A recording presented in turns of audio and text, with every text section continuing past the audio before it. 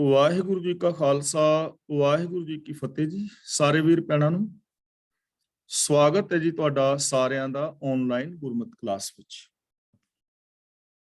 ਜਿਵੇਂ ਕਿ ਆਪ ਸਾਰਿਆਂ ਨੂੰ ਪਤਾ ਹੈ, ਅਸੀਂ ਗੁਰੂ ਗ੍ਰੰਥ ਸਾਹਿਬ ਜੀ ਦੀਆਂ ਪਾਵਨ ਵਾਰਾਂ ਦੀ ਵਿਚਾਰ ਆਪਸ ਦੇ ਅੰਦਰ ਸਾਂਝੀ ਕਰਕੇ ਜੀਵਨ ਜੁਗਤ ਸਿੱਖਣ ਦਾ ਯਤਨ ਕਰ ਰਹੇ ਹਾਂ। ਅੱਜ ਤੋਂ ਅਸੀਂ ਬਸੰਤ ਕੀ ਵਾਰ ਦੀ ਵਿਚਾਰ ਆਰੰਭ ਕਰਾਂਗੇ। ਇਹ ਪਾਵਨ ਵਾਰ ਸਾਹਿਬ ਸ੍ਰੀ ਗੁਰੂ ਅਰਜਨ ਪਾਤਸ਼ਾਹ ਜੀ ਦੀ ਉਚਾਰਨ ਕੀਤੀ ਬਸੰਤ ਰਾਗ ਅੰਦਰ ਆਦਿ ਸ੍ਰੀ ਗੁਰੂ ਗ੍ਰੰਥ ਸਾਹਿਬ ਜੀ ਦੇ ਪਾਵਨ ਅੰਗ 1193 ਤੇ ਅੰਕਿਤ ਹੈ। ਬਸੰਤ ਕੀ ਵਾਰ ਮਹਿਲ ਪੰਜਵਾਂ। ਇੱਕ ਗੱਲ ਨੋਟ ਕਰਨ ਵਾਲੀ ਹੈ ਕਿ ਇੱਥੇ ਸ਼ਬਦ ਮਹਿਲ ਲਿਖਿਆ ਹੈ, ਲੱਲੇ ਥੱਲੇ ਔਂਕੜ ਹੈ, ਬਾਕੀ ਆਮ ਜਿਹੜਾ ਹੈ ਮਹਿਲਾ ਲਿਖਿਆ ਹੁੰਦਾ ਹੈ ਤੇ ਮਹਿਲ ਦਾ ਮਤਲਬ ਹੁੰਦਾ ਹੈ ਸ਼ਰੀਰ ਜਾਂ ਸਰੂਪ। ਬਸੰਤ ਕੀ ਵਾਰ ਮਹਿਲ ਪੰਜਵਾਂ ਦਾ ਮਤਲਬ ਕਿ ਸਾਹਿਬ ਸ੍ਰੀ ਗੁਰੂ ਅਰਜਨ ਪਾਤਸ਼ਾਹ ਜੀ ਦੀ ਉਚਾਰਨ ਕੀਤੀ ਵਾਰ ਜੋ ਬਸੰਤ ਰਾਗ ਵਿੱਚ ਹੈ।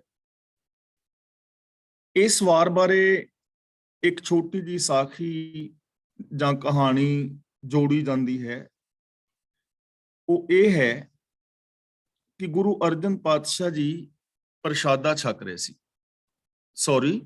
ਗੁਰੂ ਅਰਜਨ ਪਾਤਸ਼ਾਹ ਜੀ ਇਹ ਜਿਹੜੀ ਵਾਰ ਦੀ ਰਚਨਾ ਕਰ ਰਹੇ ਸੀ ਤੇ ਇਹਦੀਆਂ ਅਜੇ 3 ਪੌੜੀਆਂ ਹੀ ਰਚੀਆਂ ਸਨ ਕਿ ਲਾਂਗਰੀ ਨੇ ਆਣ ਕੇ ਬੇਨਤੀ ਕੀਤੀ ਕਿ ਪਾਤਸ਼ਾਹ ਜੀ ਲੰਗਰ ਤਿਆਰ ਹੈ ਅਤੇ ਆਪ ਦੀ ਉਡੀਕ ਪੰਗਤ ਕਰ ਰਹੀ ਹੈ ਬੈਠੀ ਸੰਗਤ। ਸੋ ਗੁਰੂ ਜੀ ਵਾਰ ਰਚਨਾ ਨੂੰ ਵਿੱਚ ਛੱਡ ਕੇ ਲੰਗਰ ਦੇ ਵਿੱਚ ਚਲੇ ਗਏ, ਇਸ ਕਰਕੇ ਇਹ ਵਾਰ ਛੋਟੀ ਰਹਿ ਗਈ। ਇਹ ਕਹਾਣੀ ਜੋੜੀ ਜਾਂਦੀ ਹੈ ਤੇ ਮੈਂ ਬੇਨਤੀ ਕਰਾਂ, ਇਸ ਕਹਾਣੀ ਦਾ ਇਸ ਵਾਰ ਦੇ ਨਾਲ ਕੋਈ ਸੰਬੰਧ ਨਹੀਂ ਹੈ। ਇਹ ਕਹਾਣੀ ਜਿਹੜੀ ਹੈ ਇਹਦੇ ਗੁਰਮਤਿ ਦੀ ਕਸਵੱਟੀ ਤੇ ਜਿਹੜੀ ਹੈ ਉਹ ਪੂਰੀ ਨਹੀਂ ਉਤਰਦੀ। ਸ਼ਬਦਾਰਥੀ ਵਿਦਵਾਨਾਂ ਨੇ ਵੀ ਇਸੇ ਸਾਖੀ ਨੂੰ ਦੁਹਰਾਇਆ ਹੈ, ਪਰ ਗੁਰਮਤਿ ਦੀ ਕਸਵੱਟੀ ਦੇ ਉੱਤੇ ਪੂਰੀ ਨਹੀਂ ਉਤਰਦੀ। ਜੇ ਮੰਨ ਵੀ ਲਿਆ ਜਾਏ ਕਿ ਗੁਰੂ ਜੀ ਪ੍ਰਸ਼ਾਦਾ ਛਕਣ ਵਾਸਤੇ ਚਲੇ ਗਏ ਤਾਂ ਫਿਰ ਉਸ ਤੋਂ ਬਾਅਦ ਵੀ ਅੱਗੇ ਲਿਖ ਸਕਦੇ ਸੀ, ਲੇਕਿਨ ਅਸਲੀ ਗੱਲ ਇਹ ਹੈ ਕਿ ਇਹ ਜੋ ਵਾਰ ਹੈ ਇਹ ਆਪਣੇ ਆਪ ਦੇ ਅੰਦਰ ਸੰਪੂਰਨ ਹੈ ਔਰ ਗੁਰੂ ਪਾਤਸ਼ਾਹ ਜੀ ਨੇ ਇਸ ਪਾਵਨ ਵਾਰ ਨੂੰ ਇੰਨਾ ਹੀ ਲਿਖਿਆ ਹੈ। ਬਾਕੀ ਗੁਰੂ ਜੀ ਨੇ ਸ਼ਲੋਕ ਵਾਰਾਂ ਦੇ ਨਾਲ ਆਪ ਅੰਕਿਤ ਕੀਤੇ ਨੇ, ਪਰ ਇਸ ਵਾਰ ਦੇ ਨਾਲ ਸ਼ਲੋਕ ਵੀ ਅੰਕਿਤ ਨਹੀਂ ਹਨ। ਇਸ ਵਾਰ ਦੀਆਂ 3 ਪੌੜੀਆਂ ਨੇ। ਬਸੰਤ ਕੀ ਵਾਰ ਮਹਿਲ ਪੰਜਵਾਂ। ਇੱਕ ਓੰਕਾਰ ਸਤ ਗੁਰ ਪ੍ਰਸਾਦ। ਇੱਕ ਓੰਕਾਰ ਤੋਂ ਭਾਵ ਇੱਕ ਸਰਬ ਵਿਆਪਕ ਪਰਮ ਸੱਤਿਆ, ਜਿਸ ਕਰਕੇ ਉਤਪत्ति, ਲੈਤਾ, ਪਾਲਣਾ ਔਰ ਸੰਚਾਲਨ ਹੁੰਦਾ ਹੈ। ਜੋ ਸਤ ਹੈ, ਸदैव ਹੈ, ਅਵਿਨਾਸ਼ੀ ਹੈ, ਸਦਾ ਰਹਿਣ ਵਾਲਾ ਹੈ। ਤੇ ਐਸੀ ਪਰਮ ਸੱਤਿਆ ਪ੍ਰਭੂ ਦੇ ਨਾਲ ਜੋ ਸੰਬੰਧ ਬਣਦਾ ਹੈ ਜਾਂ ਸਾਨੂੰ ਗਿਆਨ ਮਿਲਦਾ ਹੈ ਜਾਂ ਅਭੇਦਤਾ ਪ੍ਰਾਪਤ ਹੁੰਦੀ ਹੈ, ਗੁਰੂ ਦੀ ਕਿਰਪਾ ਰਾਹੀਂ, ਯਾਨੀ ਜੋ ਗੁਰੂ ਦੇ ਦੱਸੇ ਰਾਹਾਂ ਤੇ ਚੱਲਦੇ ਨੇ, ਉਹ ਉਸ ਪ੍ਰਭੂ ਦੇ ਗੁਣਾਂ ਨਾਲ, ਰਜ਼ਾ ਦੇ ਨਾਲ ਜੁੜਦੇ ਨੇ ਔਰ ਉਸ ਪ੍ਰਭੂ ਦੇ ਅੰਦਰ ਸਮਾ ਸਕਦੇ ਨੇ। ਅਗਲਾ ਬਚਨ, ਹਰ ਕਾ ਨਾਮ ਧਿਆਏ ਕੈ ਹੋ ਹਰਿਆ ਪਾਈ। ਨਾਮ ਦਾ ਮਤਲਬ ਰਜ਼ਾ, ਧਿਆਏ ਕੇ ਦਾ ਮਤਲਬ ਧਿਆਨ ਦੇ ਵਿੱਚ ਰੱਖ ਕੇ ਆਪਣੀ ਜ਼ਿੰਦਗੀ ਵਿੱਚ ਇੰਪਲੀਮੈਂਟ ਕਰਕੇ, ਹੋ ਹਰਿਆ ਭਾਈ ਦਾ ਮਤਲਬ ਹਰਾ ਹੋ। ਹਰੇ ਹੋਣ ਦਾ ਮਤਲਬ ਆਤਮਿਕ ਜੀਵਨ ਵਾਲਾ ਬਣ, ਆਪਣੇ ਅੰਦਰ ਸ਼ੁਭ ਗੁਣ, ਆਪਣੇ ਅੰਦਰ ਖੁਸ਼ੀ, ਖੁਸ਼ਹਾਲੀ ਔਰ ਚੜ੍ਹਦੀ ਕਲਾ ਪੈਦਾ ਕਰ। ਤਾਂ ਗੁਰੂ ਪਾਤਸ਼ਾਹ ਜੀ ਸਾਨੂੰ ਸਮਝਾ ਰਹੇ ਨੇ ਕਿ हे ਭਾਈ, ਪ੍ਰਭੂ ਦੀ ਸਿਫਤ ਸਲਾਹ ਕਰਕੇ, ਰੱਬੀ ਗੁਣਾਂ ਦਾ ਧਾਰਨੀ ਹੋ ਕੇ ਆਤਮਿਕ ਜੀਵਨ ਵਾਲਾ ਬਣ। ਆਪਣੀ ਜ਼ਿੰਦਗੀ ਦੇ ਅੰਦਰ ਖੁਸ਼ੀਆਂ ਖੇੜੇ, ਪ੍ਰਸੰਨਤਾ ਔਰ ਚੜ੍ਹਦੀ ਕਲਾ ਪੈਦਾ ਕਰ, ਕਿਉਂਕਿ ਹਰਾ ਭਰਾ ਉਸੇ ਦਾ ਜੀਵਨ ਹੀ ਹੈ ਜਿਸ ਦੇ ਜੀਵਨ ਵਿੱਚ ਗੁਣ ਨੇ। ਨਾਨਕ ਨਾਮ ਮਿਲੇ ਤਾਂ ਜੀਵਾਂ, ਤਨ ਮਨ ਥੀਵੈ ਹਰਿਆ। ਜਿਸ ਮਨੁੱਖ ਦੀ ਸੋਚ ਵਿੱਚ, ਬੋਲਾਂ ਵਿੱਚ, ਬਿਹੇਵੀਅਰ ਵਿੱਚ ਸਤ, ਸੰਤੋਖ, ਦਇਆ, ਧਰਮ ਆਦਿਕ ਗੁਣ ਹੁੰਦੇ ਨੇ, ਉਹ ਤਨ ਔਰ ਮਨ ਕਰਕੇ ਸ਼ਾਂਤ ਔਰ ਸੁਖੀ ਹੁੰਦਾ ਹੈ। ਕਰਮ ਲਿਖੰਤੈ ਪਾਈਐ, ਇਹ ਰੁੱਤ ਸੁਹਾਈ। ਰੁੱਤ ਸੁਹਾਈ ਦਾ ਮਤਲਬ ਸੁਹਾਵਣੀ ਰੁੱਤ। ਕਿਹੜੀ ਸੁਹਾਵਣੀ ਰੁੱਤ? ਜਿਵੇਂ ਬਸੰਤ ਬਹਾਰ ਹੈ ਤਾਂ ਫੁੱਲ ਖਿੜੇ ਨੇ, ਪੱਤੀਆਂ ਨੇ, ਪੱਤੇ ਨੇ, ਚਾਰ ਚੁਫੇਰੇ, ਹਰਿਆਵਲ ਹੈ। ਇਸੇ ਤਰ੍ਹਾਂ ਜਿਹੜੀ ਅੰਦਰਲੀ ਰੁੱਤ ਹੈ, ਜਿਸ ਨੂੰ ਗੁਰੂ ਜੀ ਹਰਿਆ ਭਾਈ ਕਹਿ ਰਹੇ ਨੇ, ਚੜ੍ਹਦੀ ਕਲਾ, ਸ਼ੁਭ ਗੁਣਾਂ ਵਾਲੀ ਸੋਚ, ਅੰਦਰ ਦੀ ਪ੍ਰਸੰਨਤਾ, ਖੁਸ਼ੀ, ਖੁਸ਼ਹਾਲੀ, ਸਕਾਰਾਤਮਕ ਸੋਚ, ਪ੍ਰਸੰਨਤਾ, ਆਨੰਦ, ਇਹ ਜਿਹੜੀ ਰੁੱਤ ਹੈ ਅੰਦਰਲੀ ਖੁਸ਼ਹਾਲੀ ਵਾਲੀ। ਕਰਮ ਲਿਖਨ ਤੈ ਪਾਈਏ ਦਾ ਮਤਲਬ ਜੇ ਸ਼ੁਭ ਸੰਸਕਾਰ ਲਿਖੇ ਹੋਣ ਤਾਂ ਇਹ ਸਾਨੂੰ ਰੁੱਤ ਮਿਲ ਸਕਦੀ ਹੈ। ਕਰਮ ਲਿਖਨ ਤੈ ਦਾ ਮਤਲਬ ਜਿਨ੍ਹਾਂ ਨੇ ਆਪਣੇ ਅੰਦਰ ਸ਼ੁਭ ਗੁਣ ਪੈਦਾ ਕੀਤੇ ਨੇ, ਜਿਨ੍ਹਾਂ ਨੇ ਆਪਣੇ ਅੰਦਰ ਇਹ ਸ਼ੁਭ ਲੇਖ ਲਿਖੇ ਨੇ, ਸੱਚਾਈ ਦਾ, ਦਇਆ ਦਾ, ਧਰਮ ਦਾ, ਪ੍ਰੇਮ ਦਾ, ਰੱਬੀ ਰਜਾ ਦੇ ਵਿੱਚ ਤੁਰਨ ਦਾ, ਯਾਨੀ ਰੱਬੀ ਰਜਾ ਵਿੱਚ ਤੁਰਨ ਦੇ ਨਾਲ, ਸ਼ੁਭ ਗੁਣਾਂ ਦੇ ਧਾਰਨੀ ਹੋਣ ਦੇ ਨਾਲ ਇਹ ਸੁਹਾਵਣੀ ਰੁੱਤ ਜਿਹੜੀ ਹੈ ਉਹ ਸਭ ਨੂੰ ਮਿਲ ਸਕਦੀ ਹੈ, ਪਾਈ ਜਾ ਸਕਦੀ ਹੈ। ਵਣ ਤ੍ਰਿਣ ਤ੍ਰਿਪਵਨ ਮੌਲਿਆ ਅੰਮ੍ਰਿਤ ਫਲ ਪਾਈ। ਜਿਵੇਂ ਬਰਸਾਤ ਹੋਣ ਦੇ ਨਾਲ ਜੰਗਲ, ਵਨਸਪਤੀ, ਸਾਰਾ ਜਗਤ ਖਿੜ ਪੈਂਦਾ ਹੈ। ਮੌਲਿਆ ਦਾ ਮਤਲਬ ਖਿੜ ਪੈਂਦਾ ਹੈ, ਹਰਾ ਭਰਾ ਹੋ ਜਾਂਦਾ ਹੈ। ਬਰਸਾਤ ਹੁੰਦੀ ਹੈ, ਚਾਰ ਚਫੇਰੇ ਹਰਿਆਵਲ ਹੁੰਦੀ ਹੈ, ਆਕਾਸ਼ ਵਿੱਚ ਉੱਡਿਆ ਹੋਇਆ ਕੱਟਾ ਬਹਿ ਜਾਂਦਾ ਹੈ, ਅਸਮਾਨ ਸਾਫ਼ ਹੁੰਦਾ ਹੈ, ਵਨਸਪਤੀ ਦੇ ਉੱਤੇ ਹਰਿਆਵਲ ਆਉਂਦੀ ਹੈ ਔਰ ਘਾਸ ਆਦਿਕ ਤੇ ਵਨਸਪਤੀ ਵਗੈਰਾ ਹਰਾ ਭਰਾ ਹੋ ਜਾਂਦਾ ਹੈ। ਇਸੇ ਤਰ੍ਹਾਂ ਅੰਮ੍ਰਿਤ ਫਲ ਪਾਈ ਦਾ ਮਤਲਬ ਜੋ ਆਤਮਿਕ ਜੀਵਨ ਦੇਣ ਵਾਲੀ ਪ੍ਰਭੂ ਦੀ ਸਿਫਤ ਸਲਾਹ ਪ੍ਰਾਪਤ ਕਰ ਲੈਂਦੇ ਨੇ, ਉਹਨਾਂ ਦਾ ਜੀਵਨ ਵੀ ਹਰਾ ਭਰਾ ਹੋ ਜਾਂਦਾ ਹੈ, ਉਹਨਾਂ ਨੂੰ ਵੀ ਆਤਮਿਕ ਜੀਵਨ ਮਿਲ ਜਾਂਦਾ ਹੈ, ਉਹਨਾਂ ਦੀ ਜ਼ਿੰਦਗੀ ਦੇ ਅੰਦਰ ਵੀ ਖੁਸ਼ਹਾਲੀ ਆ ਜਾਂਦੀ ਹੈ। ਜਿਵੇਂ ਵਰਖਾ ਹੋਣ ਦੇ ਨਾਲ ਵਨਸਪਤੀ ਮੌਲ ਜਾਂਦੀ ਹੈ, ਖਿੜ ਜਾਂਦੀ ਹੈ, ਇਸੇ ਤਰ੍ਹਾਂ ਰੱਬੀ ਗੁਣਾਂ ਦੇ ਧਾਰਨੀ ਹੋਣ ਨਾਲ, ਰੱਬੀ ਰਜਾ ਵਿੱਚ ਤੁਰਨ ਦੇ ਨਾਲ, ਸਕਾਰਾਤਮਕ ਸੋਚ ਨੂੰ ਅਪਣਾਉਣ ਦੇ ਨਾਲ, ਪ੍ਰਭੂ ਦੀ ਸਿਫਤ ਸਲਾਹ ਕਰਨ ਦੇ ਨਾਲ ਆਤਮਿਕ ਜੀਵਨ ਦਾ ਫਲ ਮਿਲਦਾ ਹੈ, ਅੰਦਰ ਦਾ ਖੇੜਾ ਮਿਲਦਾ ਹੈ। ਪਰ ਐਸਾ ਹੋਏਗਾ ਕਿਵੇਂ? ਐਸੀ ਜ਼ਿੰਦਗੀ ਕੌਣ ਜੀਵੇਗਾ ਜਾਂ ਕਿਵੇਂ ਜੀਵੀ ਜਾ ਸਕਦੀ ਹੈ? ਤਾਂ ਗੁਰੂ ਜੀ ਦੱਸਦੇ ਨੇ, ਮਿਲ ਸਾਧੂ ਸੁਖ ਉਪਜੈ ਲੱਥੀ ਸਭ ਛਾਈ। ਛਾਈ ਦਾ ਮਤਲਬ ਹੁੰਦਾ ਹੈ ਕਾਲਖ, ਮੈਲ। ਸਾਧੂ ਦਾ ਮਤਲਬ ਹੈ ਗੁਰੂ ਨੂੰ। ਗੁਰੂ ਨੂੰ ਮਿਲ ਕੇ ਆਤਮਿਕ ਸੁਖ ਮਿਲਦਾ ਹੈ ਔਰ ਜੋ ਮਨ ਦੀ ਸਾਰੀ ਮੈਲ ਲੈ ਜਾਂਦੀ ਹੈ। ਗੁਰੂ ਨੂੰ ਮਿਲ ਕੇ ਮਨ ਦੀ ਸਾਰੀ ਮੈਲ ਲੈ ਜਾਂਦੀ ਹੈ ਔਰ ਆਤਮਿਕ ਸੁਖ ਮਿਲਦਾ ਹੈ। ਦੇਖੋ, ਆਤਮਿਕ ਸੁਖ ਸਾਡੇ ਅੰਦਰ ਹੈ, ਸ਼ੁਭ ਗੁਣ ਨੇ, ਅਸੀਂ ਸ਼ੁਭ ਗੁਣਾਂ ਦੇ ਧਾਰਨੀ ਹੋ ਕੇ ਆਤਮਿਕ ਆਨੰਦ ਮਾਣ ਸਕਦੇ ਹਾਂ। ਪਰ ਜੋ ਆਮ ਮਨੁੱਖ ਹੈ, ਬਹੁ ਗਿਣਤੀ ਮਨੁੱਖਾਂ ਦੀ ਹੈ, ਮਨ ਦੇ ਉੱਤੇ ਮੈਲ ਹੈ ਵਿਕਾਰਾਂ ਦੀ, ਸੋਚ ਮਾੜੀ ਹੈ, ਨੈਗੇਟਿਵ ਹੈ, ਕਾਮ ਕ੍ਰੋਧ ਆਦਿਕ ਨੇ, ਝੂਠ ਹੈ, ਫਰੇਬ ਹੈ, ਧੋਖਾਧੜੀ ਹੈ। ਇਸ ਮੈਲ ਕਰਕੇ, ਮੈਲੀ ਸੋਚ ਕਰਕੇ ਜ਼ਿੰਦਗੀ ਦੇ ਅੰਦਰ ਖੁਸ਼ੀ ਨਹੀਂ ਰਹਿੰਦੀ, ਜੀਵਨ ਦੇ ਅੰਦਰ ਸ਼ਾਂਤੀ ਨਹੀਂ ਰਹਿੰਦੀ, ਜੀਵਨ ਅੰਦਰ ਪ੍ਰਸੰਨਤਾ ਨਹੀਂ ਰਹਿੰਦੀ। ਪਰ ਜਦੋਂ ਕੋਈ ਇਨਸਾਨ ਗੁਰੂ ਨੂੰ ਮਿਲਦਾ ਹੈ, ਮਤਲਬ ਗੁਰੂ ਦੇ ਚਰਨਾਂ ਦੀ ਸ਼ਰਨ ਵਿੱਚ ਆਉਂਦਾ ਹੈ, ਮੀਨਸ ਕਿ ਗੁਰੂ ਗਿਆਨ ਮੁਤਾਬਕ ਜ਼ਿੰਦਗੀ ਜੀਂਦਾ ਹੈ, ਉਸ ਗਿਆਨ ਨੂੰ ਸਹੀ ਯੂਜ਼ ਕਰਦਾ ਹੈ, ਤਾਂ ਉਹਦੀ ਵਿਕਾਰਾਂ ਦੀ ਮੈਲ ਉਤਰ ਜਾਂਦੀ ਹੈ, ਵਿਕਾਰ ਉਹਦੇ ਚੋਂ ਖਤਮ ਹੋ ਜਾਂਦੇ ਨੇ, ਉਹਦੀ ਸੋਚ ਮਹਾਨ ਹੋ ਜਾਂਦੀ ਹੈ। ਫਿਰ ਉਸ ਇਨਸਾਨ ਨੂੰ ਸੁਖ ਮਿਲਦਾ ਹੈ, ਸ਼ਾਂਤੀ ਮਿਲਦੀ ਹੈ, ਪ੍ਰਸੰਨਤਾ ਮਿਲਦੀ ਹੈ। ਨਾਨਕ ਸਿਮਰੈ ਏਕ ਨਾਮ ਫਿਰ ਬਹੁੜ ਨਾ ਧਾਈ। ਧਾਈ ਦਾ ਮਤਲਬ ਹੈ ਭਟਕਣਾ। ਸਿਮਰੈ ਏਕ ਨਾਮ ਦਾ ਮਤਲਬ ਇੱਕ ਪ੍ਰਭੂ ਦੀ ਸਿਫਤ ਸਲਾਹ ਕਰਦਾ ਹੈ, ਇੱਕ ਪ੍ਰਭੂ ਦੇ ਹੁਕਮ ਵਿੱਚ ਚੱਲਦਾ ਹੈ, ਯਾਦ ਰੱਖਦਾ ਹੈ। ਸਿਮਰ ਦਾ ਮਤਲਬ ਯਾਦ ਰੱਖਣਾ। ਤਾਂ ਗੁਰੂ ਪਾਤਸ਼ਾਹ ਜੀ ਕਹਿੰਦੇ ਨੇ, ਨਾਨਕ ਵੀ ਪ੍ਰਭੂ ਦੇ ਹੁਕਮ ਨੂੰ ਯਾਦ ਰੱਖਦਾ ਹੈ, ਪ੍ਰਭੂ ਦੀ ਸਿਫਤ ਸਲਾਹ ਕਰਦਾ ਹੈ, ਜਿਸ ਕਰਕੇ ਫਿਰ ਬਹੁੜ ਨਾ ਧਾਈ, ਮੁੜ ਕੇ ਭਟਕਣਾ ਨਹੀਂ ਹੁੰਦੀ, ਜੀਵਨ ਵਿੱਚ ਭਟਕਣਾ ਨਹੀਂ ਹੁੰਦੀ, ਜੀਵਨ ਵਿੱਚ ਬੰਦਾ ਭਟਕਣਾ ਵਿੱਚ ਨਹੀਂ ਪੈਂਦਾ, ਆਤਮਿਕ ਮੌਤੇ ਨਹੀਂ ਮਰਦਾ ਔਰ ਵਿਕਾਰਾਂ ਵੱਲ ਫਿਰ ਮਨ ਭਟਕਦਾ ਨਹੀਂ। ਜਦੋਂ ਇੱਕ ਨਾਮ ਦੇ ਨਾਲ, ਇੱਕ ਰੱਬੀ ਹੁਕਮ ਦੇ ਨਾਲ ਬੰਦਾ ਜੁੜ ਜਾਂਦਾ ਹੈ, ਜਦੋਂ ਰੱਬੀ ਸਿਫਤ ਸਲਾਹ ਦੇ ਨਾਲ ਮਨ ਜੁੜ ਜਾਂਦਾ ਹੈ, ਤਾਂ ਉਸ ਤੋਂ ਬਾਅਦ ਫਿਰ ਮਨ ਭਟਕਦਾ ਨਹੀਂ ਵਿਕਾਰਾਂ ਵਿੱਚ, ਓਵਰ ਥਿੰਕਿੰਗ ਅੰਦਰ ਪੈਦਾ ਨਹੀਂ ਹੁੰਦੀ, ਮਨ ਦੇ ਅੰਦਰ ਹੋਰ ਮਾੜੇ ਵਿਚਾਰ ਨਹੀਂ ਆਉਂਦੇ ਔਰ ਮਨ ਜਿਹੜਾ ਹੈ ਸਿਰਫ ਸੱਚ ਦੇ ਨਾਲ, ਰੱਬੀ ਗੁਣਾਂ ਦੇ ਨਾਲ ਜੁੜ ਜਾਂਦਾ ਹੈ ਔਰ ਰੱਬੀ ਰਜਾ ਔਰ ਭਾਣੇ ਦੇ ਅੰਦਰ ਤੁਰਦਾ ਹੈ। ਤਾਂ ਗੁਰੂ ਪਾਤਸ਼ਾਹ ਜੀ ਸਾਨੂੰ ਸਮਝਾ ਰਹੇ ਹਨ ਕਿ ਜੇ ਰੱਬੀ ਰਜਾ ਦੇ ਅੰਦਰ ਤੁਰਿਆ ਜਾਏ, ਰੱਬੀ ਗੁਣਾਂ ਦੇ ਧਾਰਨੀ ਹੋਇਆ ਜਾਏ, ਰੱਬੀ ਗੁਣਾਂ ਨੂੰ ਜ਼ਿੰਦਗੀ ਵਿੱਚ ਇੰਪਲੀਮੈਂਟ ਕੀਤਾ ਜਾਏ, ਗੁਰੂ ਗਿਆਨ ਮੁਤਾਬਕ ਜੀਵਨ ਜੀਵਿਆ ਜਾਏ, ਤਾਂ ਮਨ ਤੋਂ ਵਿਸ਼ੇ ਵਿਕਾਰਾਂ ਦੀ ਮੈਲ ਉਤਰ ਜਾਂਦੀ ਹੈ, ਸੋਚ ਬੰਦੇ ਦੀ ਸਾਫ਼ ਸੁਥਰੀ ਹੋ ਜਾਂਦੀ ਹੈ, ਬੰਦੇ ਦੇ ਅੰਦਰ ਖੇੜਾ ਪੈਦਾ ਹੁੰਦਾ ਹੈ, ਚੜ੍ਹਦੀ ਕਲਾ ਪੈਦਾ ਹੁੰਦੀ ਹੈ, ਜੀਵਨ ਹਰਾ ਭਰਾ ਹੋ ਜਾਂਦਾ ਹੈ, ਮਤਲਬ ਮਨੁੱਖ ਮਨ ਔਰ ਤਨ ਕਰਕੇ ਸੁਖੀ ਅਤੇ ਸ਼ਾਂਤ ਹੋ ਜਾਂਦਾ ਹੈ। ਪੰਜੇ ਬੱਧੇ ਮਹਾਬਲੀ ਕਰ ਸੱਚਾ ਢੋਆ। ਢੋਆ ਸ਼ਬਦ ਦੇ ਕਈ ਸਾਰੇ ਅਰਥ ਵਿਦਵਾਨ ਪੁਰਸ਼ਾਂ ਨੇ ਕੀਤੇ ਨੇ। ਢੋਆ ਦਾ ਅਰਥ ਭੇਟਾ ਵੀ ਕੀਤਾ ਹੈ, ਪਰ ਇੱਥੇ ਢੋਆ ਦਾ ਅਰਥ ਹੈ ਆਸਰਾ, ਸਹਾਰਾ ਲੈਣਾ। पंजे का मतलब पंज, काम क्रोध आदिक। महाबली का मतलब जेडे बड़े बलवान ने।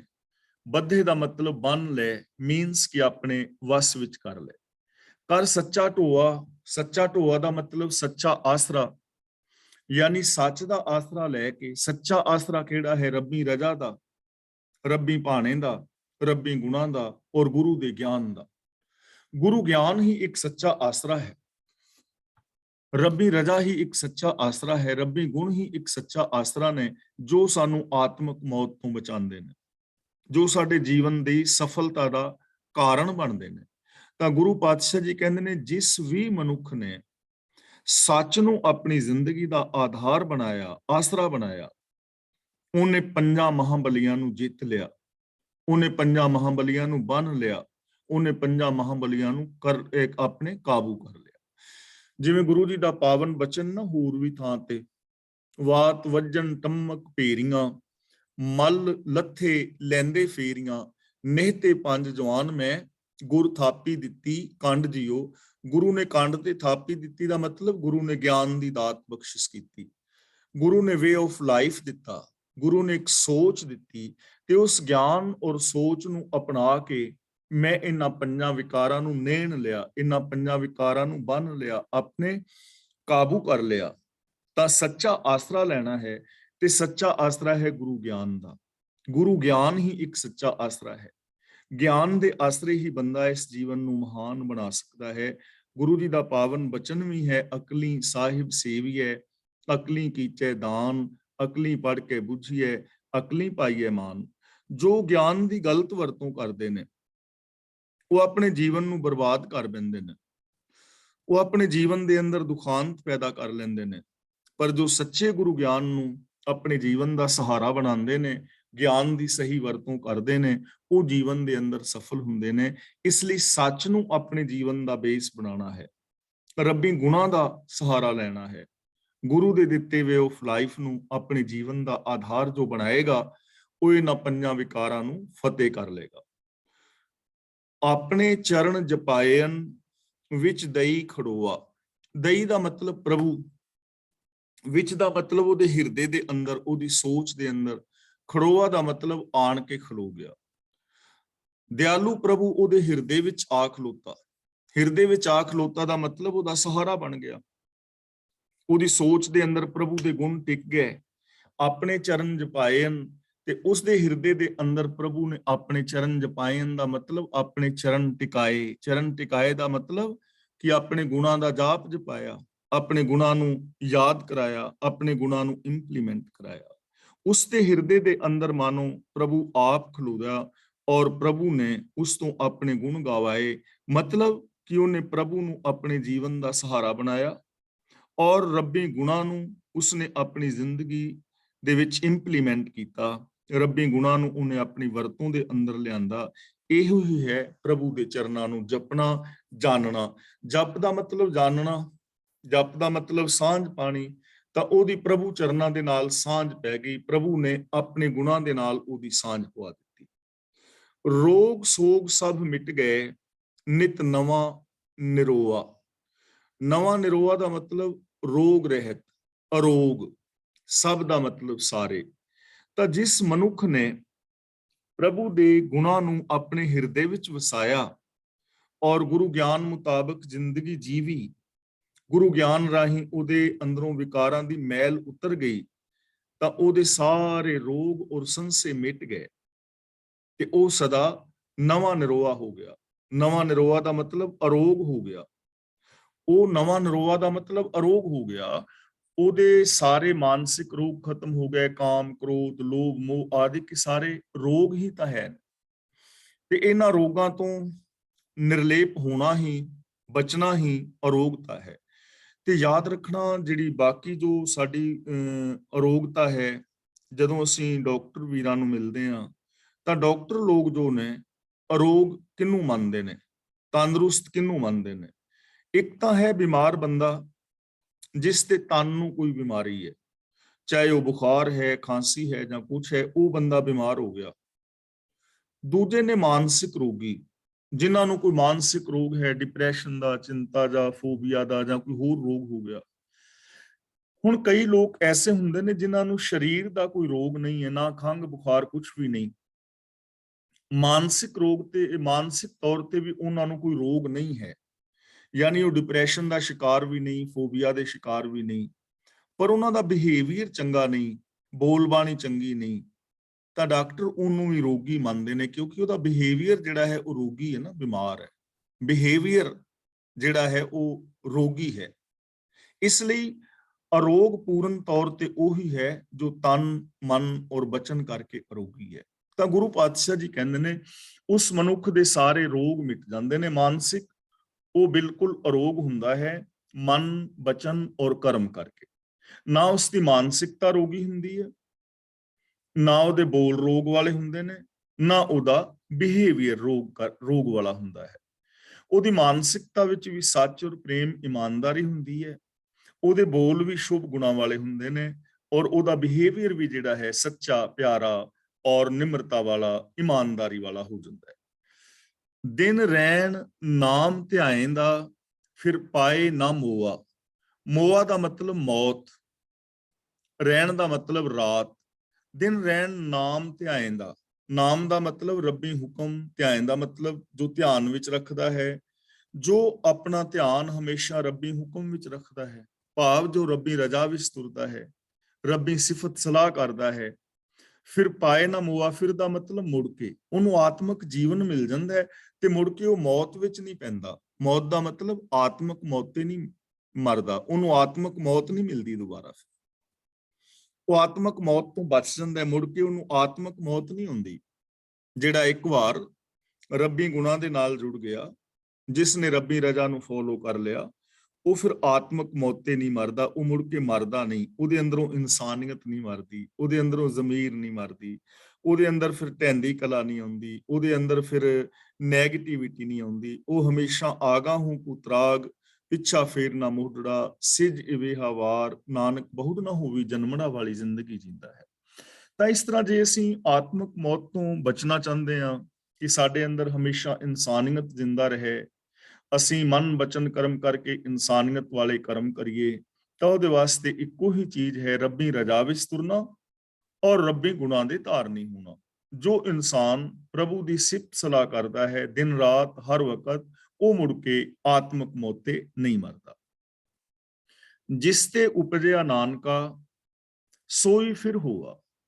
ਜਿਸ ਰੱਬ ਤੋਂ ਪੈਦਾ ਹੁੰਦਾ ਹੈ ਉਸੇ ਦਾ ਰੂਪ ਹੋ ਜਾਂਦਾ ਹੈ, ਮੁੜ ਕੇ ਉਸੇ ਦਾ ਹੀ ਰੂਪ ਹੋ ਜਾਂਦਾ, ਜਿਹਦੇ ਤੋਂ ਪੈਦਾ ਹੋਇਆ ਉਸੇ ਦਾ ਹੀ ਰੂਪ ਹੋ ਜਾਂਦਾ। ਭੁਲੇਖਾ ਸੀ ਨਾ ਇਸ ਨੂੰ, ਆਪਣੀ ਸੋਚ ਕਰਕੇ ਰੱਬ ਤੋਂ ਵੱਖਰਾ ਸੀ।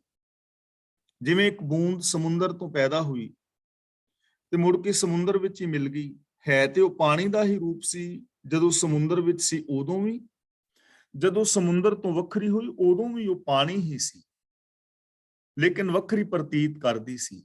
ਤੇ ਜਦੋਂ ਸਮੁੰਦਰ ਵਿੱਚ ਮਿਲ ਗਈ ਫਿਰ ਵੀ ਉਹ ਪਾਣੀ ਹੀ ਬਣ ਗਈ, ਉਹਦਾ ਹੀ ਰੂਪ ਹੋ ਗਈ। ਜਦੋਂ ਸਮੁੰਦਰ ਵਿੱਚ ਮਿਲ ਗਈ ਤੇ ਫਿਰ ਓਡੀ ਵੱਡੀ ਹੋ ਗਈ, ਬਾਹਰ ਨਿਕਲਣ ਕਰਕੇ ਛੋਟੀ ਜੀ ਪ੍ਰਤੀਤ ਹੁੰਦੀ ਸੀ। ਇਸੇ ਕਰਕੇ ਇਸੇ ਤਰ੍ਹਾਂ ਬੰਦਾ ਰੱਬ ਦਾ ਰੂਪ ਸੀ, ਲੇਕਿਨ ਆਪਣੀ ਸੀਮਤ ਸੋਚ ਕਰਕੇ, ਰੱਬ ਨਾਲੋਂ ਟੁੱਟਣ ਕਰਕੇ, ਸ਼ੁਭ ਗੁਣਾਂ ਨਾਲੋਂ ਟੁੱਟਣ ਕਰਕੇ, ਰਜ਼ਾ ਨਾਲੋਂ ਟੁੱਟਣ ਕਰਕੇ ਆਪਣੇ ਆਪ ਨੂੰ ਛੋਟਾ ਪ੍ਰਤੀਤ ਕਰਦਾ ਹੈ ਔਰ ਛੋਟਾ ਹੋ ਜਾਂਦਾ ਹੈ, ਕਿਉਂਕਿ ਸੋਚ ਸੌੜੀ ਹੋ ਗਈ, ਔਗਣ ਆ ਗਏ, ਵਿਕਾਰ ਆ ਗਏ। ਤੇ ਜਦੋਂ ਫਿਰ ਰੱਬੀ ਗੁਣਾਂ ਦਾ ਧਾਰਨੀ ਹੁੰਦਾ ਹੈ ਤਾਂ ਗੁਰੂ ਜੀ ਕਹਿੰਦੇ ਨੇ ਫਿਰ ਇਹ ਉਸੇ ਦਾ ਹੀ ਰੂਪ ਹੋ ਜਾਂਦਾ ਹੈ, ਰੱਬ ਵਰਗਾ ਹੀ ਹੋ ਜਾਂਦਾ ਹੈ, ਰੱਬ ਦੇ ਵਿੱਚ ਹੀ ਸਮਾ ਜਾਂਦਾ ਹੈ। ਤਾਂ ਰੱਬੀ ਗੁਣਾਂ ਦੇ ਵਿੱਚ ਸਮਾ ਜਾਣਾ ਹੀ ਰੱਬ ਵਿੱਚ ਸਮਾ ਜਾਣਾ ਹੈ। ਜੇ ਇਹ ਗੱਲ ਸਮਝ ਆ ਜਾਏ ਨਾ, ਤਾਂ ਆਮ ਜੋ ਲੋਕ ਨੇ ਉਹ ਰੱਬ ਦੇ ਬਹੁਤ ਨੇੜੇ ਤੇੜੇ ਹੀ ਨੇ, ਰੱਬ ਤੋਂ ਦੂਰ ਨਹੀਂ ਹਨ। ਥੋੜੀਆਂ ਬਾਤੀਆਂ ਜੇ ਕਮੀਆਂ ਦੂਰ ਕਰ ਲਈਆਂ ਜਾਣ ਨਾ, ਛੋਟੀਆਂ ਮੋਟੀਆਂ ਜੋ ਹੈ ਨੇ, ਤਾਂ ਫਿਰ ਰੱਬ ਵਰਗਾ ਹੀ ਇਹ ਬੰਦਾ ਜੇ ਸਤ ਸੰਤੋਖ ਦਇਆ ਧਰਮ ਆਦਿ ਗੁਣਾਂ ਨੂੰ ਅਪਣਾ ਲਏ। ਜੋ ਮੂਲ ਮੰਤਰ ਅੰਦਰ ਸਾਨੂੰ ਗੁਣ ਦੱਸੇ ਨੇ, ਜੇ ਉਹਨਾਂ ਗੁਣਾਂ ਦਾ ਧਾਰਨੀ ਹੋ ਜਾਏ, ਉਹਨਾਂ ਗੁਣਾਂ ਵਿੱਚ ਆਪਣੀ ਸੁਰਤ ਨੂੰ ਲੀਨ ਕਰ ਦੇਵੇ, ਤਾਂ ਬੰਦਾ ਰੱਬ ਦਾ ਹੀ ਰੂਪ ਹੈ। ਰੱਬ ਦੇ ਗੁਣਾਂ ਨੂੰ ਪਾ ਲੈਣਾ ਹੀ ਰੱਬ ਨੂੰ ਪਾ ਲੈਣਾ, ਰੱਬੀ ਗੁਣਾਂ ਦੇ ਵਿੱਚ ਆਪਣੀ ਸੁਰਤ ਨੂੰ ਅਭੇਦ ਕਰ ਦੇਣਾ ਹੀ ਰੱਬ ਵਿੱਚ ਅਭੇਦ ਹੋ ਜਾਣਾ ਹੈ। ਤਾਂ ਗੁਰੂ ਜੀ ਕਹਿੰਦੇ ਨੇ ਰੱਬੀ ਗੁਣਾਂ ਨੂੰ ਗਾਉਂਦਾ ਗਾਉਂਦਾ ਬੰਦਾ ਜਿਹਦੇ ਤੋਂ ਪੈਦਾ ਹੋਇਆ ਸੀ ਉਹਦੇ ਵਿੱਚ ਹੀ ਸਮਾ ਜਾਂਦਾ ਹੈ। ਔਰ ਭਗਤ ਕਬੀਰ ਜੀ ਨੇ ਬੜੇ ਪਿਆਰ ਨਾਲ ਸਮਝਾਇਆ ਹੈ, ਕਬੀਰ ਤੂੰ ਤੂੰ ਕਰਤਾ ਤੂੰ ਹੁਆ, ਮੁਝ ਮੈਂ ਰਹਾ ਨਾ ਹੂੰ, ਜਬ ਆਪਾ ਫਰਕਾ ਮਿਟ ਗਿਆ, ਜਤ ਦੇਖੋਂ ਤਤ ਤੂੰ, ਕਿ ਮੈਂ ਤੂੰ ਕਰਦਾ ਤੇਰਾ ਹੀ ਰੂਪ ਹੋ ਗਿਆ। ਜਦੋਂ ਆਪਣੇ ਪਰਾਏ ਦੇ ਭੇਦ ਭਾਵ ਮਿਟ ਗਏ, ਹੁਣ ਜਿੱਧਰ ਵੇਖਦਾ ਉਧਰ ਤੂੰ ਹੀ ਤੂੰ ਹੈ। ਕਬੀਰ ਜੀ ਨੇ ਹੋਰ ਥਾਂ ਤੇ ਵੀ ਸਾਨੂੰ ਬੜੇ ਪਿਆਰ ਨਾਲ ਸਮਝਾਇਆ ਹੈ। ਕਹਿਣ ਲੱਗੇ, ਕਬੀਰ ਜਾ ਕੋ ਖੋਜ ਤੇ ਪਾਇਓ ਸੋਈ ਠੌਰ, ਕਿ ਜਿਸ ਰੱਬ ਨੂੰ ਲੱਭਦੇ ਸਾਂ ਉਹ ਜਗ੍ਹਾ ਲੱਭ ਗਈ। ਸੋਈ ਫਿਰ ਕਹਿ ਤੂੰ ਕਹਿਆ ਪਿਆ, ਜਾ ਕੋ ਕਹਿਤਾ ਔਰ, ਕਿ ਹੇ ਮਨਾ, ਜਿਹਨੂੰ ਤੂੰ ਕੋਈ ਹੋਰ ਕਹਿੰਦਾ ਸੈਂ, ਤੂੰ ਮੁੜ ਕੇ ਉਸੇ ਦਾ ਹੀ ਰੂਪ ਹੋ ਗਿਆ। ਜਿਹਨੂੰ ਤੂੰ ਕੋਈ ਹੋਰ ਕਹਿੰਦਾ ਸੈਂ, ਤੂੰ ਉਹਦਾ ਹੀ ਰੂਪ ਹੋ ਗਿਆ। ਉਹ ਜਗ੍ਹਾ ਮਿਲ ਗਈ। ਜਗ੍ਹਾ ਦਾ ਮਤਲਬ ਉਹ ਸੋਚ, ਉਹ ਮੈਂਟੈਲਿਟੀ, ਜਿੱਥੇ ਜਾ ਕੇ ਬੰਦਾ ਰੱਬ ਵਰਗਾ ਹੀ ਹੋ ਜਾਂਦਾ ਹੈ। ਕਿੱਥੋਂ ਉਪਜੈ ਕਹਿ ਰਹਿ, ਕਹਿ ਮਾਹੇ ਸਮਾਵੈ। ਇਹ ਜੀਵ ਕਿੱਥੋਂ ਉਪਜਦਾ ਹੈ? ਕਹਿ ਰਹਿ ਦਾ ਮਤਲਬ ਕਿਵੇਂ ਰਹਿੰਦਾ ਹੈ, ਕਿਹਦੇ ਆਸਰੇ ਰਹਿੰਦਾ ਹੈ। ਕਹਿ ਮਾਹੇ ਸਮਾਵੇ ਦਾ ਮਤਲਬ ਕਿਹਦੇ ਵਿੱਚ ਸਮਾ ਜਾਂਦਾ ਹੈ। ਜੀਵ ਕਹਿ ਲੋ ਜਾਂ ਆ ਜਗਤ, ਆ ਦੁਨੀਆ, ਸਾਰਾ ਦਿਸਦਾ ਬ੍ਰਹਿਮੰਡ ਹੈ, ਕਿੱਥੋਂ ਉਪਜਦਾ ਹੈ, ਕਿਵੇਂ ਰਹਿੰਦਾ ਹੈ ਔਰ ਕਿਹਦੇ ਵਿੱਚ ਸਮਾ ਜਾਂਦਾ ਹੈ। ਮਨ ਕਿੱਥੋਂ ਉਪਜਦਾ ਹੈ, ਕਿਵੇਂ ਰਹਿੰਦਾ ਹੈ, ਕਿਹਦੇ ਵਿੱਚ ਸਮਾ ਜਾਂਦਾ ਹੈ। ਯਾਨੀ ਜੀਵ ਕਿੱਥੋਂ ਉਪਜਿਆ, ਕਿਵੇਂ ਰਹਿੰਦਾ ਹੈ, ਕਿਸ ਵਿੱਚ ਸਮਾ ਜਾਂਦਾ ਹੈ। ਇਹ ਇੱਕ ਸਵਾਲ ਹੈ। ਤੇ ਅਗਲੀ ਪੰਕਤੀ ਦੇ ਅੰਦਰ ਇਸ਼ਾਰੇ ਮਾਤਰ ਇਸ ਦਾ ਉੱਤਰ ਦੇ ਰਹੇ ਨੇ। ਜੀ ਜੰਤ ਸਭ ਖਸਮ ਕੇ। ਜੀ ਜੰਤ ਸਭ ਖਸਮ ਕੇ ਦਾ ਮਤਲਬ ਜੀਵ ਜੰਤ ਜਿੰਨੇ ਵੀ ਸਾਰੇ ਨੇ, ਇਹ ਖਸਮ ਦੇ ਨੇ, ਰੱਬ ਦੇ ਨੇ। ਮੀਨਸ ਰੱਬ ਵਿੱਚੋਂ ਹੀ ਪੈਦਾ ਹੁੰਦੇ ਨੇ, ਰੱਬ ਦੇ ਸਹਾਰੇ ਹੀ ਰਹਿੰਦੇ ਨੇ ਔਰ ਰੱਬ ਦੇ ਵਿੱਚ ਹੀ ਸਮਾ ਜਾਂਦੇ ਨੇ। ਜਿਵੇਂ ਇੱਕ ਸੋਨੇ ਦਾ ਕੜਾ ਹੈ, ਉਹ ਕਿੱਥੋਂ ਪੈਦਾ ਹੁੰਦਾ ਹੈ? ਸੋਨੇ ਚੋਂ, ਕਿਉਂਕਿ ਹੈ ਹੀ ਸੋਨਾ, ਸਿਰਫ ਉਹਨੂੰ ਆਕਾਰ ਦੇ ਦਿੱਤਾ। ਤੇ ਰਹਿੰਦਾ ਕਿਵੇਂ? ਸੋਨੇ ਵਿੱਚ ਹੀ ਰਹਿੰਦਾ, ਕਿਉਂਕਿ ਹੈ ਹੀ ਸੋਨਾ। ਤੇ ਜੇ ਕੜੇ ਨੂੰ ਖਤਮ ਕਿੱਥੇ ਕਰ ਦਈਏ ਤੇ ਕਿੱਥੇ ਸਮਾ ਜਾਂਦਾ ਹੈ? ਸੋਨੇ ਦੇ ਵਿੱਚ ਹੀ ਸਮਾ ਜਾਂਦਾ। ਜਿਵੇਂ ਸਮੁੰਦਰ ਸ਼ਾਂਤ ਖੜਾ ਹੈ, ਬਿਲਕੁਲ ਸ਼ਾਂਤ, ਹਿੱਲ ਨਹੀਂ ਰਿਹਾ ਪਾਣੀ, ਪਰ ਹਵਾ ਚੱਲੀ, ਲਹਿਰਾਂ ਪੈਦਾ ਹੋ ਗਈਆਂ, ਤਾਂ ਉਹ ਲਹਿਰਾਂ ਕਿੱਥੋਂ ਪੈਦਾ ਹੋਈਆਂ? ਪਾਣੀ ਚੋਂ। ਤੇ ਜਿਹੜੀਆਂ ਲਹਿਰਾਂ ਆਸਰੇ ਨੇ, ਕਿਹਦੇ ਆਸਰੇ ਨੇ? ਪਾਣੀ ਦੇ ਆਸਰੇ ਨੇ। ਜੇ ਪਾਣੀ ਹੋਵੇ ਤੇ ਲਹਿਰਾਂ ਹੋਣਗੀਆਂ ਨਹੀਂ ਨਾ, ਜੇ ਪਾਣੀ ਨਹੀਂ ਹੋਏਗਾ। ਤੇ ਜਦੋਂ ਹਵਾ ਬੰਦ ਹੋਈ ਤੇ ਲਹਿਰਾਂ ਬੰਦ ਹੋ ਗਈਆਂ, ਤੇ ਸਮਾ ਕਿਹਦੇ ਵਿੱਚ ਗਈਆਂ? ਪਾਣੀ ਵਿੱਚ ਹੀ ਸਮਾ ਗਈਆਂ ਨਾ। ਤਾਂ ਗੁਰੂ ਜੀ ਕਹਿੰਦੇ ਨੇ, ਇਸੇ ਤਰ੍ਹਾਂ ਇਹ ਜੀਵ ਜੰਤ ਪ੍ਰਭੂ ਦੇ ਨੇ, ਪ੍ਰਭੂ ਚੋਂ ਪੈਦਾ ਹੁੰਦੇ ਨੇ, ਪ੍ਰਭੂ ਦੇ ਆਸਰੇ ਰਹਿੰਦੇ ਨੇ, ਪ੍ਰਭੂ ਵਿੱਚ ਸਮਾਏ ਰਹਿੰਦੇ ਨੇ। ਕੌਣ ਕੀਮਤ ਪਾਵੇ?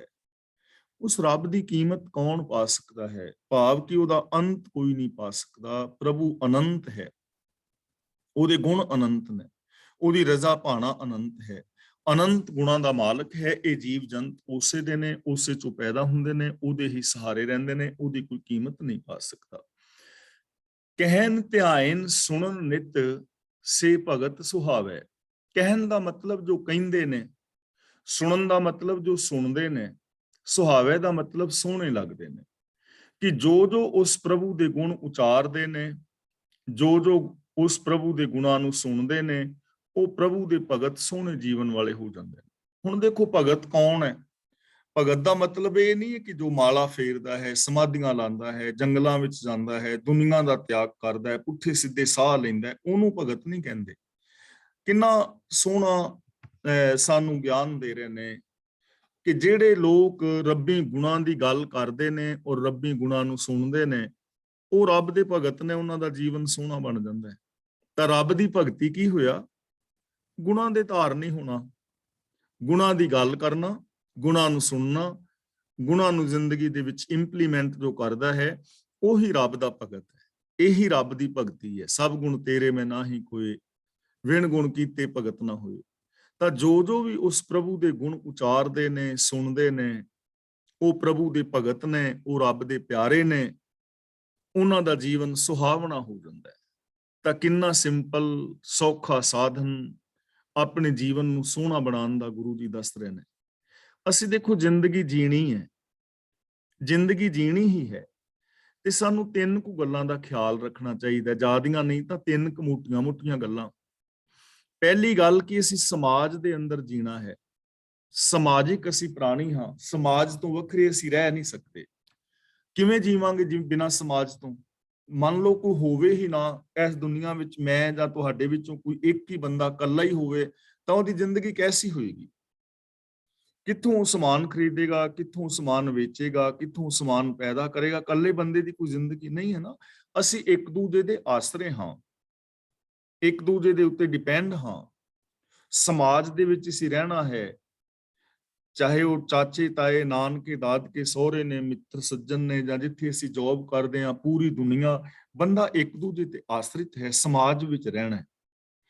ਤਾਂ ਪਹਿਲੀ ਗੱਲ ਸਾਨੂੰ ਇਹ ਸੋਚਣੀ ਚਾਹੀਦੀ ਕਿ ਜਦੋਂ ਸਮਾਜ ਵਿੱਚ ਰਹਿਣਾ ਹੀ ਹੈ, ਇੱਕ ਦੂਜੇ ਦੇ ਨਾਲ ਮਿਲਣਾ ਵਰਤਣਾ ਹੀ ਹੈ, ਤਾਂ ਫਿਰ ਬੇਈਮਾਨੀ ਦੀ ਜਗ੍ਹਾ ਇਮਾਨਦਾਰੀ ਨਾਲ ਵਰਤ ਲਓ। ਫਿਰ ਲੜਨ ਦੀ ਬਜਾਏ ਪਿਆਰ ਦੇ ਨਾਲ ਰਹਿ ਲਓ, ਧੋਖੇ ਦੀ ਬਜਾਏ ਇਮਾਨਦਾਰੀ ਨਾਲ, ਮਾੜੇ ਬੋਲ ਬੋਲਣ ਦੀ ਬਜਾਏ ਚੰਗੇ ਬੋਲ ਬੋਲ ਲਓ, ਪਿਆਰ ਮੁਹੱਬਤ ਦੇ ਨਾਲ ਰਹਿ ਲਓ, ਇੱਕ ਦੂਜੇ ਦੀਆਂ ਲੱਤਾਂ ਖਿੱਚਣ ਦੀ ਬਜਾਏ ਇੱਕ ਦੂਜੇ ਦਾ ਸਹਿਯੋਗ ਕਰ ਲਓ। ਇਹ ਜੀਵਨ ਸੁਹਾਵਣਾ ਹੋ ਜਾਏਗਾ। ਜਾਤ ਦੀ ਬਜਾਏ ਜੋਤ ਨੂੰ ਵੇਖ ਲਓ ਇੱਕ ਦੂਜੇ ਦੇ ਵਿੱਚ। ਦੂਜੀ ਗੱਲ ਕਿ ਅਸੀਂ ਕੰਮ ਕਰਨਾ ਹੈ। ਕੰਮ ਸਾਨੂੰ ਕਰਨਾ ਹੀ ਪੈਣਾ ਹੈ। ਕੰਮ ਕਰਨ ਤੋਂ ਬਿਨਾਂ ਇਹ ਜ਼ਿੰਦਗੀ ਚੱਲ ਨਹੀਂ ਸਕਦੀ। ਰੋਟੀ ਕੱਪੜੇ ਮਕਾਨ ਦੀਆਂ ਲੋੜਾਂ ਅਸੀਂ ਪੂਰੀਆਂ ਕਰਨੀਆਂ ਨੇ, ਚਾਹੇ ਕੋਈ ਜੌਬ ਕਰੇ, ਦੁਕਾਨ ਕਰੇ, ਵਪਾਰ ਕਰੇ, ਖੇਤੀ ਕਰੇ, ਕਿਸੇ ਵੀ ਢੰਗ ਦੇ ਨਾਲ ਕੰਮ ਕਰਨਾ ਹੀ ਹੈ, ਕਰਨਾ ਪੈਣਾ ਔਰ ਕਰਨਾ ਚਾਹੀਦਾ ਹੈ।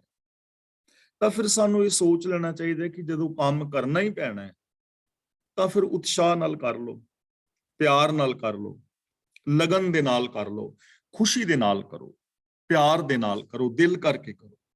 ਜਦੋਂ ਪਿਆਰ ਕਰਾਂਗੇ ਨਾ ਕੰਮ ਦੇ ਨਾਲ, ਮਨ ਕਰਕੇ ਕਰਾਂਗੇ, ਤਾਂ ਫਿਰ ਕੰਮ ਪਰੇਸ਼ਾਨੀ ਪੈਦਾ ਨਹੀਂ ਕਰੇਗਾ। ਫਿਰ ਕੰਮ ਸਾਡੀ ਜ਼ਿੰਦਗੀ ਵਿੱਚ ਖੁਸ਼ੀ ਪੈਦਾ ਕਰੇਗਾ। ਉਤਸ਼ਾਹ ਦੇ ਨਾਲ ਉੱਠਾਂਗੇ, ਉਤਸ਼ਾਹ ਦੇ ਨਾਲ ਕੰਮ ਕਰਾਂਗੇ, ਕੰਮ ਦੇ ਵਿੱਚ ਇੰਜੋਏ ਕਰਾਂਗੇ ਕਿ ਮੈਂ ਇੰਜੋਏ ਕਰਨਾ ਹੈ, ਮੈਂ ਕੰਮ ਕਰਕੇ ਆਨੰਦ ਮਾਣਨਾ ਹੈ। ਕੰਮ ਕਰਨਾ ਇਮਾਨਦਾਰੀ ਨਾਲ ਕਰ ਲਓ।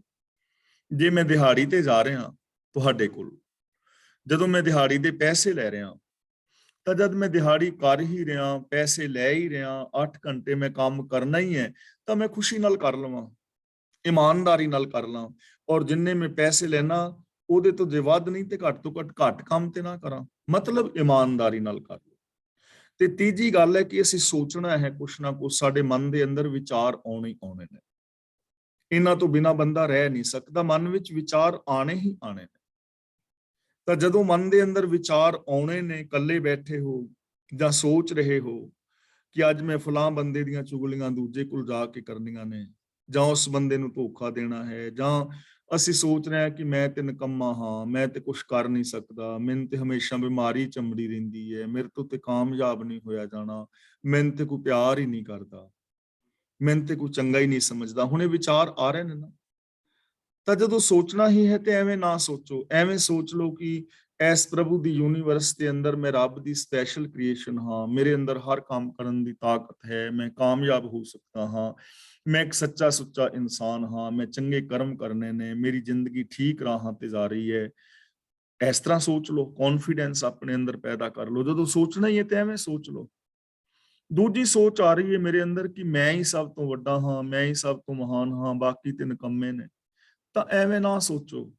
ਇਹਦੀ ਬਜਾਏ ਐਵੇਂ ਸੋਚ ਲਓ ਕਿ ਮੈਂ ਵੀ ਦੂਜੇ ਬੰਦਿਆਂ ਵਰਗਾ ਬੰਦਾ ਹਾਂ, ਦੂਜੇ ਬੰਦੇ ਵੀ ਮੇਰੇ ਵਰਗੇ ਬੰਦੇ ਨੇ, ਮੈਂ ਸਾਰਿਆਂ ਦੇ ਨਾਲ ਮਿਲ ਕੇ ਪਿਆਰ ਮੁਹੱਬਤ ਦੇ ਨਾਲ ਰਹਿਣਾ ਹੈ, ਔਰ ਇਹ ਦੁਨੀਆ ਬੜੀ ਸੁਹਾਵਣੀ ਹੈ, ਇਹ ਦੁਨੀਆ ਬੜੀ ਚੰਗੀ ਹੈ, ਇਸ ਸਮਾਜ ਨੂੰ ਅਸੀਂ ਚੰਗਿਆ ਬਣਾਉਣਾ ਹੈ, ਸੋਹਣਾ ਬਣਾਉਣਾ ਹੈ। ਐਵੇਂ ਸੋਚ ਲਓ ਤਾਂ ਸਾਡੀ ਜ਼ਿੰਦਗੀ ਸਫਲ ਹੋ ਸਕਦੀ ਹੈ। ਇਹਨੂੰ ਕਹਿੰਦੇ ਨੇ ਕਹਿਨ ਧਿਆਨ ਸੁਣਨ ਨਿਤ ਸੇ ਭਗਤ ਸੁਹਾਵੇ।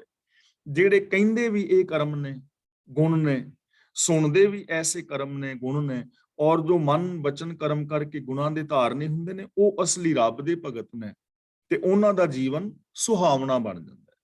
ਤਾਂ ਇਸ ਤਰ੍ਹਾਂ ਸਾਡਾ ਆਪਣਾ ਜੀਵਨ ਵੀ, ਪਰਿਵਾਰਕ ਜੀਵਨ ਵੀ, ਇਹ ਸੰਸਾਰ ਵੀ ਸੁਹਾਵਣਾ ਹੋ ਸਕਦਾ ਹੈ। ਕਿੰਨਾ ਸਿੰਪਲ, ਕਿੰਨਾ ਸੌਖਾ ਤਰੀਕਾ ਗੁਰੂ ਜੀ ਸਾਨੂੰ ਆਪਣੇ ਜੀਵਨ ਨੂੰ ਸੁਹਾਵਣਾ ਬਣਾਉਣ ਦਾ ਦੱਸ ਰਹੇ ਨੇ। ਤੇ ਜੇ ਕੋਈ ਇੰਨਾ ਸੌਖਾ ਤਰੀਕਾ ਅਪਣਾ ਕੇ ਵੀ ਆਪਣੇ ਜੀਵਨ ਨੂੰ, ਪਰਿਵਾਰ ਦੇ ਜੀਵਨ ਔਰ ਸਮਾਜ ਨੂੰ ਸੋਹਣਾ ਨਾ ਬਣਾਏ, ਇੰਨਾ ਸੌਖਾ ਤਰੀਕਾ ਹੁੰਦਿਆਂ ਹੋਇਆਂ ਵੀ ਜੇ ਕੋਈ ਦੁਖੀ ਔਰ ਅਸ਼ਾਂਤ ਰਹੇ, ਉਹਦਾ ਤੇ ਫਿਰ ਕੁਝ ਨਹੀਂ ਹੋ ਸਕਦਾ, ਕਿਉਂਕਿ ਉਹ ਆਪ ਦੁਖੀ ਹੋ ਰਿਹਾ ਨਾ। ਅਗਲਾ ਬਚਨ ਕਰਦੇ ਨੇ, ਅਗੰਮ ਅਗੋਚਰ ਸਾਹਿਬੋ ਦੂਸਰ ਲਵੇ ਨਾ ਲਾਵੇ। ਅਗੰਮ ਦਾ ਮਤਲਬ ਜੋ ਸਾਡੀ ਪਹੁੰਚ ਤੋਂ ਪਰੇ ਹੈ, ਅਗੋਚਰ ਦਾ ਮਤਲਬ ਜੋ ਸਾਡੇ ਇੰਦਰੀਆਂ ਦੀ ਪਹੁੰਚ ਤੋਂ ਪਰੇ ਹੈ, ਸਾਹਿਬ ਦਾ ਮਤਲਬ ਮਾਲਕ ਹੈ। ਪ੍ਰਭੂ ਅਪਹੁੰਚ ਹੈ, ਇੰਦਰੀਆਂ ਦੀ ਪਹੁੰਚ ਤੋਂ ਪਰੇ ਹੈ, ਸਭ ਦਾ ਮਾਲਕ ਹੈ। ਦੂਸਰ ਲਵੇ ਨਾ ਲਾਵੇ ਦਾ ਮਤਲਬ ਕੋਈ ਦੂਜਾ ਉਹਦੀ ਬਰਾਬਰੀ ਨਹੀਂ ਕਰਦਾ। ਲਵੇ ਨਾ ਲਾਵੇ ਦਾ ਮਤਲਬ ਬਰਾਬਰੀ ਨਹੀਂ ਕਰ ਸਕਦਾ। ਰੱਬ ਦੀ ਬਰਾਬਰੀ ਕੋਈ ਨਹੀਂ ਕਰਦਾ। ਰੱਬ ਦੇ ਬਰਾਬਰ ਦਾ ਕੋਈ ਨਹੀਂ ਹੈ। ਰੱਬ ਹੈ ਹੀ ਇੱਕ। ਆ ਸਾਰਾ ਸੰਸਾਰ ਇੱਕ ਹੀ ਪਸਰਿਆ ਹੋਇਆ ਹੈ। ਉਹਦੇ ਮੁਕਾਬਲੇ ਤੇ ਦੂਜਾ ਹੈ ਹੀ ਨਹੀਂ। ਹੈ ਹੀ ਇੱਕ ਓੰਕਾਰ ਇੱਕ ਹੀ ਪਸਰਿਆ ਹੋਇਆ ਹੈ। ਤਾਂ ਦੂਜੇ ਦਾ ਸਵਾਲ ਹੀ ਨਹੀਂ ਹੈ। ਦੂਜੇ ਨੂੰ ਆਪਣੇ ਅੰਦਰੋਂ ਮਿਟਾ ਦਿਓ। ਜਦੋਂ ਹੈ ਹੀ ਇੱਕ, ਮੈਂ ਔਰ ਤੁਸੀਂ ਸਾਰੇ ਇੱਕੋ ਸਿਸਟਮ ਵਿੱਚ ਜੀ ਰਹੇ ਹਾਂ, ਤੇ ਫਿਰ ਆਪਣੇ ਪਰਾਏ ਦੇ ਵਿਤਕਰੇ ਖਤਮ ਕਰ ਦਿਓ। ਫਿਰ ਆਪਣੇ ਨਾਲ ਚੰਗਾ ਬਿਹੇਵੀਅਰ ਤੇ ਦੂਜਿਆਂ ਦੇ ਨਾਲ ਮਾੜਾ ਬਿਹੇਵੀਅਰ ਨਾ ਕਰੋ।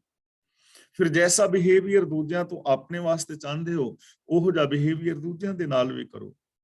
ਜਿਹੜੇ ਬੋਲ ਦੂਜਿਆਂ ਤੋਂ ਪਿਆਰ ਸਤਿਕਾਰ ਵਾਲੇ ਆਪਣੇ ਲਈ ਸੁਣਨਾ ਚਾਹੁੰਦੇ ਹੋ, ਉਸੇ ਤਰ੍ਹਾਂ ਦੇ ਪਿਆਰ ਸਤਿਕਾਰ ਵਾਲੇ ਬੋਲ ਦੂਜਿਆਂ ਵਾਸਤੇ ਬੋਲੋ। ਜਿਵੇਂ ਦਾ ਬਿਹੇਵੀਅਰ ਆਪਣੇ ਬੱਚਿਆਂ ਨਾਲ ਕਰਦੇ ਹੋ, ਦੂਜਿਆਂ ਨਾਲ ਵੀ ਉਵੇਂ ਦਾ ਕਰੋ। ਦੂਜਾ ਹੈ ਹੀ ਨਹੀਂ ਹੈ। ਤਾਂ ਗੁਰੂ ਪਾਤਸ਼ਾਹ ਜੀ ਕਹਿੰਦੇ ਨੇ, ਪ੍ਰਭੂ ਅਗੰਮ ਹੈ, ਅਗੋਚਰ ਹੈ, ਪਰੇ ਤੋਂ ਪਰੇ ਹੈ, ਉਹਦੀ ਬਰਾਬਰੀ ਕੋਈ ਦੂਜਾ ਨਹੀਂ ਕਰਦਾ। ਆ ਪੀਰ ਫਕੀਰ, ਮੜੀਆਂ ਕਬਰ, ਦੇਵੀਆਂ ਦੇਵਤੇ, ਕਿੰਨਾ ਸਾਰਾ ਅਸੀਂ ਦੂਜਾ ਸਿਰਜ ਕੇ ਬੈਠੇ ਹਾਂ। ਸੱਚ ਪੂਰੇ ਗੁਰ ਉਪਦੇਸਿਆ, ਨਾਨਕ ਸੁਣਾਵੇ। ਗੁਰ ਦਾ ਮਤਲਬ ਗੁਰੂ ਨੇ, ਪੂਰੇ ਗੁਰ ਦਾ ਮਤਲਬ ਪੂਰੇ ਗੁਰੂ ਨੇ, ਉਪਦੇਸ਼ਿਆ ਦਾ ਮਤਲਬ ਨੇੜੇ ਵਿਖਾ ਦਿੱਤਾ, ਤੇ ਸੱਚ ਦਾ ਮਤਲਬ ਸਦਾ ਥਿਰ ਪ੍ਰਭੂ। ਗੁਰੂ ਪਾਤਸ਼ਾਹ ਜੀ ਕਹਿੰਦੇ ਨੇ ਕਿ ਗੁਰੂ ਨੇ ਪ੍ਰਭੂ ਨੂੰ ਬਿਲਕੁਲ ਨਜ਼ਦੀਕ ਦਿਖਾ ਦਿੱਤਾ ਹੈ, ਕਿ ਪ੍ਰਭੂ ਬਿਲਕੁਲ ਨੇੜੇ ਵਸਦਾ ਹੈ। ਨਾਨਕ ਸੁਣਾਵੇ, ਨਾਨਕ ਦੇ ਕੱਕੇ ਥੱਲੇ ਔਂਕੜ ਹੈ, ਇੱਥੇ ਕਰਤਾ ਕਾਰਕ ਇੱਕ ਵਚਨ ਹੈ ਨਾਨਕ। ਗੁਰੂ ਜੀ ਆਪਣੀ ਗੱਲ ਕਰ ਰਹੇ ਨੇ ਕਿ ਨਾਨਕ ਸਦਾ ਉਸ ਪ੍ਰਭੂ ਦੀ ਸਿਫਤ ਸਲਾਹ ਸੁਣਾਉਂਦਾ ਹੈ। ਨਾਨਕ ਸੁਣਾਵੇ ਦਾ ਮਤਲਬ ਨਾਨਕ ਸੁਣਾ ਰਿਹਾ ਹੈ।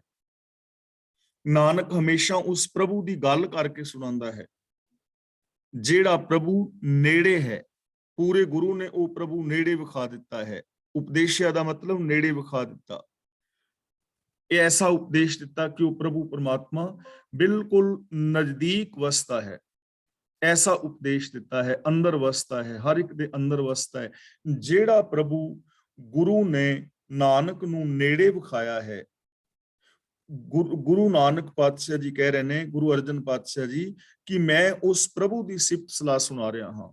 ਮੈਂ ਉਹਦੀ ਹਮੇਸ਼ਾ ਗੱਲ ਕਰਦਾ ਹਾਂ, ਜੋ ਗੁਰੂ ਨੇ ਨਜ਼ਦੀਕ ਵਿਖਾਇਆ ਹੈ ਕਿ ਉਹ ਬਿਲਕੁਲ ਨੇੜੇ ਵਸਦਾ ਹੈ, ਉਹ ਦੂਰ ਨਹੀਂ ਹੈ, ਜਰਰੇ ਜਰਰੇ ਦੇ ਅੰਦਰ ਰਮਿਆ ਹੋਇਆ ਹੈ। ਨਾਨਕ ਉਹਦੀ ਗੱਲ ਕਰਦਾ ਹੈ, ਨਾਨਕ ਉਹਦੇ ਗੁਣ ਗਾਉਂਦਾ ਹੈ।